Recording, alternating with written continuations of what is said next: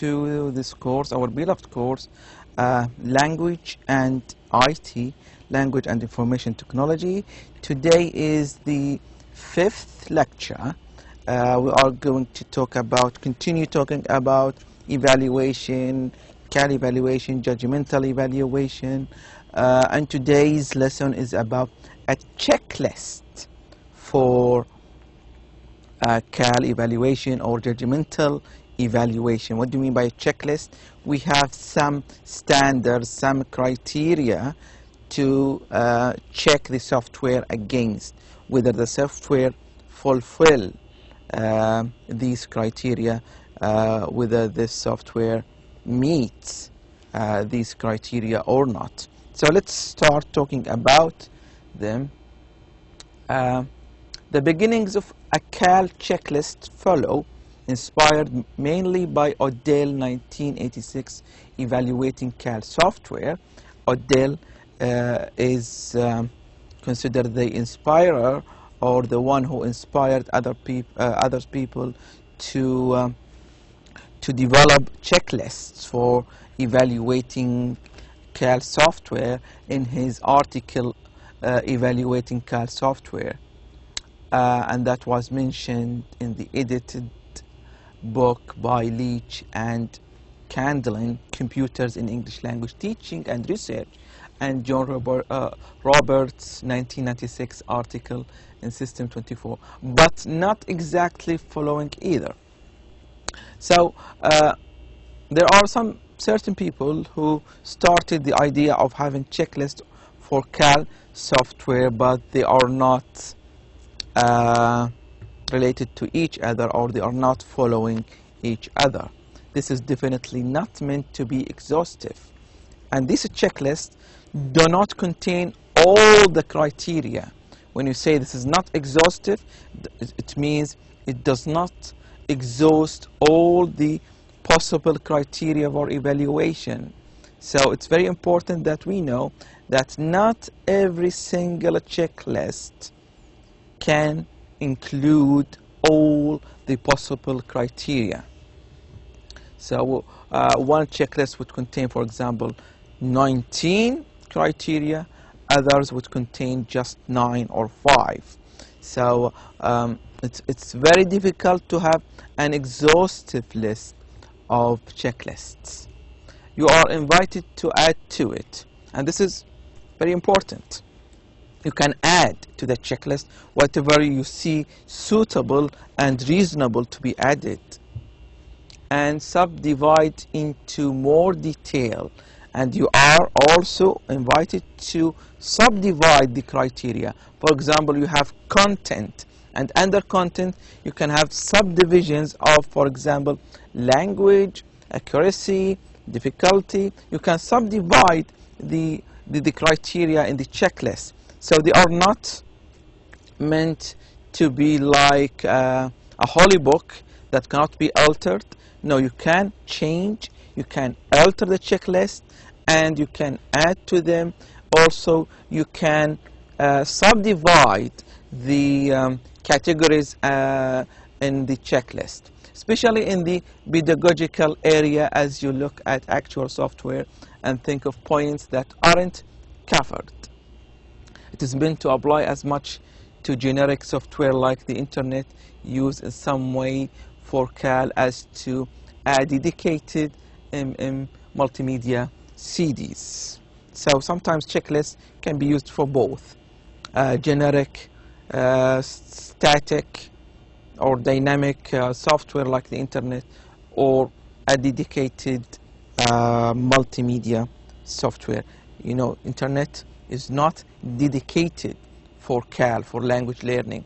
It is for everything, but you can use internet for language learning. Remember, you can organize an account in various ways. Describe all the B first, and then the A, then finally do C. Or you can make a list of points, each of which deals with A, B, C. And when you remember A, B, C that we talked about in the last lecture, we are referring to them here. Some side questions I am not sure of the answer to, and not me, not the author of the not the author of these revisions or summary of CAL software, because all of these are coming from a course that I have taken in my master degree, and I thought it would be very suitable to give it to you because it's very light, very easy. So these questions I'm not sure, and neither the author of the content of this course, not sure of the answer to. Question number 1, how much CAL evaluation can be done using universal criteria? How much is inevitably local to particular learners and situations? From an SLA perspective, tends to emphasize the former. I, from an ALT perspective, the latter. So how much can we use this universal checklist? What do you mean by universal checklist? Checklist that can be used with every software and with every type of learners and in every context. We believe that, for example, learners in the Saudi context can be different from learners of English in China, or learners of English in the US or in Britain.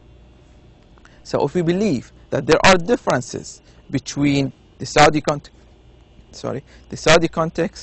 the Chinese context, the American context, the British context, well, can we have a universal checklist for all of these learners?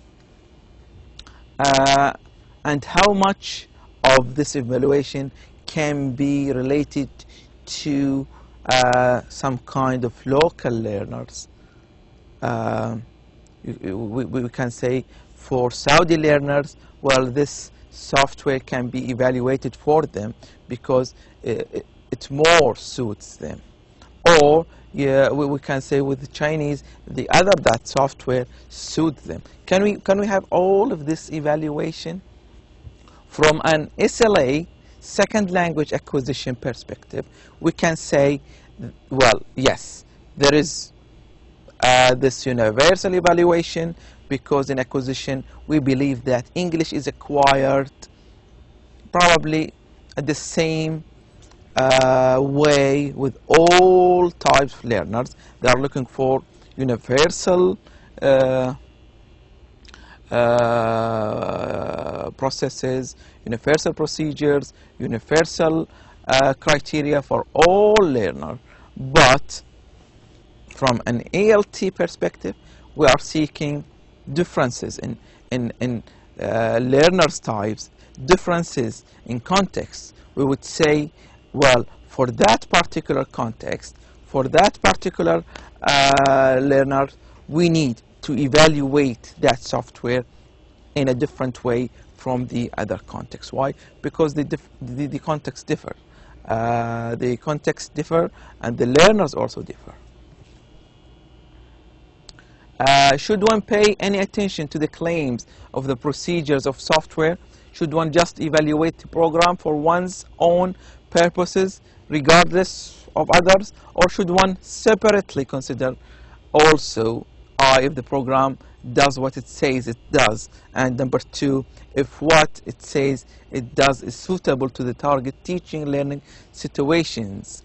So shall we pay attention that to what the software claims to do, and also should one evaluate the software for only his own purpose? What about others? Do I have for example, the courtesy? Do I have do I have the time to evaluate the software for others? I can say, for example, well, this software is very good for my purpose, but do I have the time to generalize my finding to others and say, for example, well, and also this software can be used, for example, the other context, for learners of English, for all from all the the world, from all or from other countries. This is very important in our evaluation. Is it just only for our purpose, or we can do it for others? If the program does what it says it does, well, the program does blah blah blah blah blah. Shall we count on that or not? Some suggest evaluation should have these two stages: external, relevance to particular needs of particular learners, specific level ESP syllabus; internal, quality of the work per se in meeting its declared specification and aims. And one would suggest we have these two, external and internal evaluation of the software. External, you see the exterior, the outside of the software. Well, the software does blah blah blah, the software does blah blah blah, and we should not count on this. We go internally to check the software. Does it suit the learners? Is it for ESP, English for specific purposes? Is it for medical students, engineering students, pharmacology students, the level of the language? So we check both the exterior and the interior of the software. Maybe unusable, sometimes it's not usable alone, or needs to be with another software. Either because it's perfectly good but the wrong level of sophistication, coverage of items for some class, or because it is just badly made. So sometimes a software cannot work unless it is connected to another software, either because this is it, or because it is badly made. As you try out CAL software, both evaluate the software using the checklist, whatever comes to your expert mind, and my hands aim to make you focus in more depth on either A or B elements and revise the checklist to become more comprehensive. So this is the advice: evaluate the software using a checklist. Do not rely on your expert mind. We know that you are an expert and you have an expert mind. You are very good in evaluation, but no, use a checklist and try to revise the checklist to make it very comprehensive. Specification, yes. We read the external specifications of the software, like the prerequisite of the software. What does the software require? This is the prerequisite. Prerequisite is something comes before we implement a software or an application. So what are the prerequisites? Do we need computers, internet connectivity? We need labs. We need other types of equipment.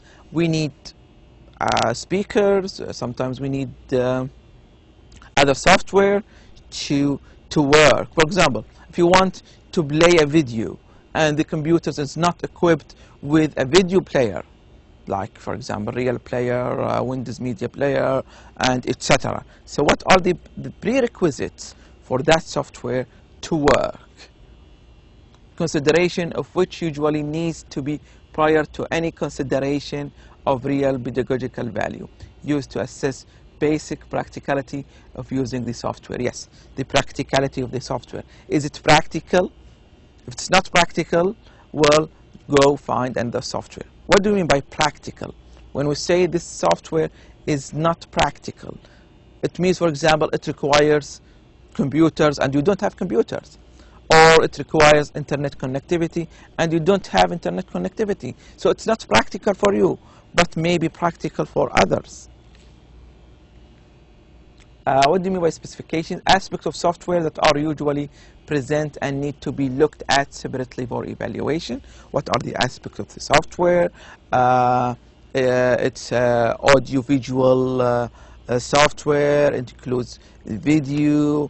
it's about grammar, it have all the exams, and etc.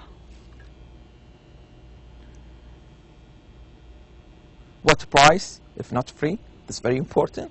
The cost of the application for multiple or single users, very important. There are some single license. That means you can only use it by yourself. You cannot give it to others. Multiple users, yes, you need multiple users. If you have students, you need multiple license. Both shareware, freeware, licensed, homemade, all of these you need to consider them. Both, did you buy it? Shareware, there is a difference between a freeware and shareware. Freeware, it means it is given for free. You can use it for free. Shareware, you can share it for some time for free, and then you need to buy it. It's like many software, many applications in the internet. It says, for example, try it for 30 days, try it for 10 days, try it for 90 days, and then you need to buy a license. Is it licensed? Is it homemade, or bought from outside? Is it readily available, or you need to order it? Sometimes it's not in stock, so you need to order quantities of the application from outside. What hardware platform require?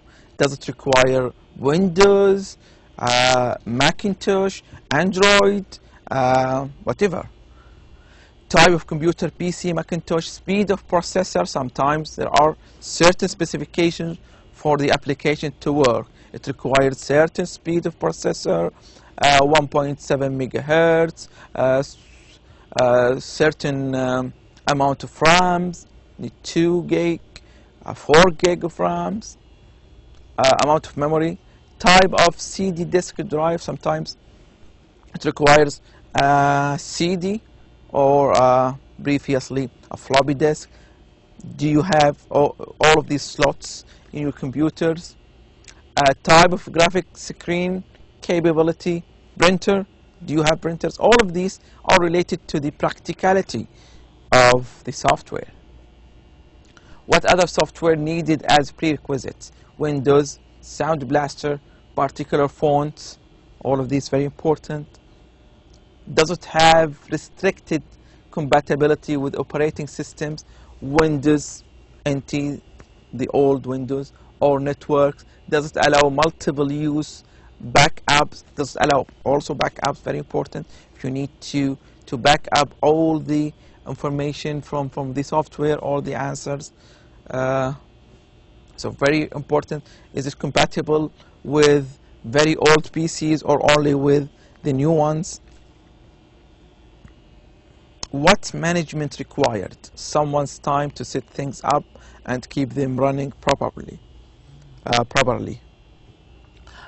Is there any kind of management? Do you need, for example, an IT expert to be with you just in case there are problems, so to be fixed very soon?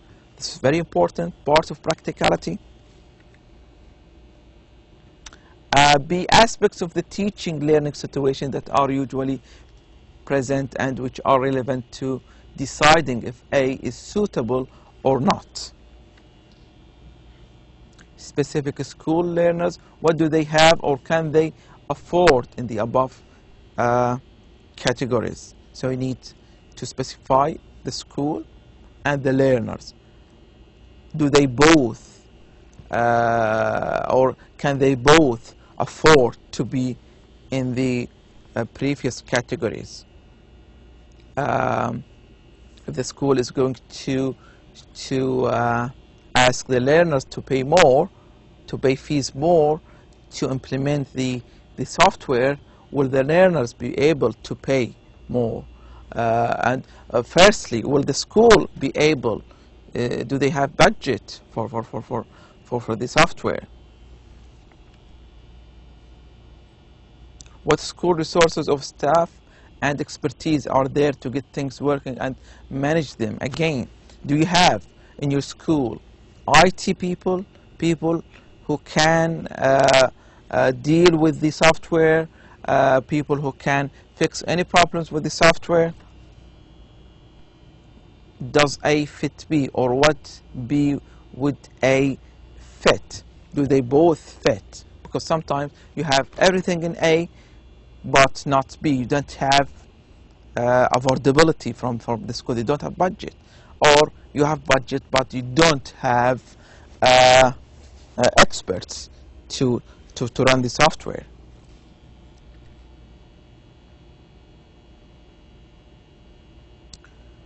So go through all the A, B points above, checking the match. Do they match A and B? So from all of this, you can have just an idea about how to develop a checklist for judgmental evaluation of the software. I think this is it for today. We will continue, inshallah. But before, sorry, there's one more slide. I thought we have finished. We should also look at the program design. A lot of these points broadly relate to user friendliness of the software or the computer user interface, largely independently of any pedagogical value, but overlapping a bit. Very important, the program design. Is it friendly to the user? Do they feel that they like the design of the program? For example, I know that there are, in our situation in King Faisal University, in our distance learning students, they like the VLS more than Blackboard. Why? Because they say, well, VLS is better. What they mean that they like the interface of the application, and they feel it is more friendly to them than Blackboard. And this is very important. It has nothing to do with pedagogical value. It does not add any value, but sometimes it overlaps. Why? Because if you don't feel comfortable in learning, you will not learn. But I don't think this is something vital or crucial. Aspects of software that are usually present and need to be looked at separately for evaluation. How is the program loaded and run? Very important. How the program is loading or running. Speed of the program. Is it very slow or very speedy? What typing, deleting, mouse use, clicking buttons, and such like basics are required? Does it require typing? Any mouse clicks, any clicking buttons in the software? Is there any basic of the software that learners need to be aware of? What is the navigation means? Menus, buttons, icons. Is it easily to navigate between the software, going forward, going back, going to the home page? Is it very easy? Menus, buttons, icons, to jump back, forward, begin again, see where you are in the program, because there are some certain programs, it can show you where are you in the program. If you progress to a certain, to some certain areas, you can click on a button and say, well, you are here. You are in the middle, you are in the beginning, you are at the end. Organization of component exercises. If there are exercises, are they organized? Very important. What means like escape, F10, home, etc. to exit program at any point? Can you use all of these buttons in the keyboard? The escape button, the home button, F10 or F5 or whatever. Can you use all of these buttons? Does the program readily crash or hang when the wrong keys are pressed? Yes, sometimes if you press the wrong key, the program hangs or crashes. Does it do this? You need to check all of these before you go to class, because if this happens in your class, you are going to waste your time, you are going to be embarrassed in front of your students, and etc. Or when you click fast with the mouse. Idiot proof. Sometimes If you click so fast, the application, it crashes or it hangs. Does it deal with the responses with trailing spaces, mixed cases, numbers when words are required, etc., or consider them wrong or crash? Very important, when you type your response, does it accept mixed cases, numbers with words, or does it consider them to be wrong, or maybe again it crashes? Does it cope with typos, slight misspellings? For example, school, you forget, for example, the H or C. Does it accept it, or again it considers it to be wrong? What output features? Sound, graphics, video, written fonts, screen layout, presentation. How multimedia is it? Again, as I said, does it require speakers or graphics, video? You need video players, some certain fonts. If they are not installed in your computers, maybe the software will not work. Screen layout, presentation. How much of multimedia do you need? Clarity of screen layout, text size, chunking, margins. You need to check all of this. The screen layout, is it landscape? Is it in the normal scape? The text size, is it readable or not? Chunking, margins, how much of chunks of the word and the text in the screen? Does it allow margin in the margins, so you don't get, for example, half the page in the screen and the other half disappears because of the margins? Clarity of icons and their style, cartoon. So sometimes to make it fun, you have these icons in cartoon mode. Clarity of icons and their styles, cartoon again. Can features like sound be switched on and off? Yes, this is very important. Do you have this facility? You switch it on and off. Can graphics be skipped when one does not want to wait while they appear but get on with the task? This is very important if you want to skip the graphics. What instructions provided, amount of them, and the language they are in, and level of difficulty. Is there instructions provided so you can understand, you and your learners, how to use the software? Very important to have all the instructions clear from the beginning, and in which language they are in. Are they in Arabic or English? Very important. And the level of difficulty of the software, a reflection of how far the software is general purpose versus targeted on a specific set of learners in a particular class, country level. So is the software targeted to all learners or specific for some types of learners? Separate booklet or online help about how to work things. Very important. Is there a manual to help you if any problems happens? Opportunity to print. Sometimes you need to print. Does it allow printing? Opportunity to save uncomplicated tasks or scores under individual ID and carry on next time. Very important. If you do not complete a task, does it allow you save it and then you come back later to it by your ID? You type in your ID and then you can continue the task. Very important.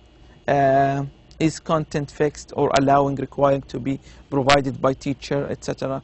Authoring procedures, is it fixed or you can add more exercises, more content to it, allowing authoring? Or indeed is the software only an authoring language? Or sometimes the software does not have anything.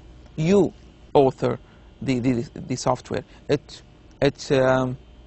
gives you the infrastructure, the layout, and everything. You just put in your or you input in your materials. Kind of program in computational terms, pattern matching, AI, artificial intelligence, parsing. If on the web, is it in HTML, Java? Very important, because sometimes there are certain computers do not allow Java or Flash content.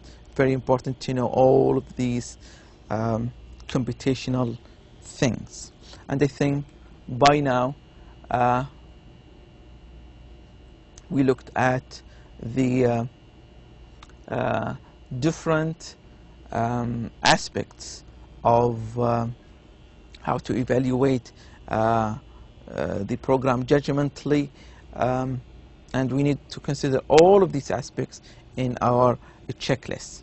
So aspects of the teaching learning situation that are usually present and which are relevant to deciding if A is suitable or not. You would look at specific users. What can they manage given their prior experience of computers? Do they have, are the computers literate or illiterate? Do they know how to use computers or not? Very important to know this. What do they find clear and friendly? Are they even familiar with the QWERTY keyboard? Do they know how to use the keyboard? Specific users, what appears to them as attractive, important in a program? How sophisticated are they? Yes, very important. If they are very sophisticated in computers, you know what appeals to them, what they like, so you can consider it before you buy the application. What instructions can they understand easily, given the competence in the language the instructions are in? What computer actions do they know already as against need to be trained to do? Very important. Depending on their level in English, are the instructions very clear to them? Can they understand it in English? If they know nothing about English, it's difficult to have an application. The instructions are in English, so you have to look for something in Arabic so they can understand it. If they are advanced in English, well, that's fine. Do they need training? You need to check the application. If it asks for advanced knowledge of computers, so you need to train them in how to use the application. What facilities for hard copy and individual scoring are needed by course requirements? So what are the facilities? If you hard copies and you need to score them, do you have all of these facilities? For the teacher, what time, inclination to author, what expertise at authoring? For us as teachers, do you have the time? Yes. Do you know how to author? No. So you need to ask yourself these questions. If the answers are both yes for two questions, well, then you are fine. Does A fit B, or what B would A fit? Again, we need to check the matching between A and B. Go through all the A, B points above, checking the match between A and B. For example, are the program features too poor, too unattractive, sound obtrusive, irrelevant given the experience and expectations of these learners? So sometimes the program is too poor, but it has some attractive sections, or sometimes the program is very good, but the learners are not well trained in how to use the computer. So is there so much that is unfamiliar that the students or teacher would spend too much time just mastering the technology, not doing real language work? And this is very important. Sometimes the application is very complicated. You would waste, for example, all your time just to know how to use the program, how to master the program without starting the program itself, without doing any language work, any language learning work. No, you just waste your time knowing how to use the technology, and this is very, very important. I think this is it for this lecture. We'll see you inshallah next lecture. Thank you for watching and listening, and all the best.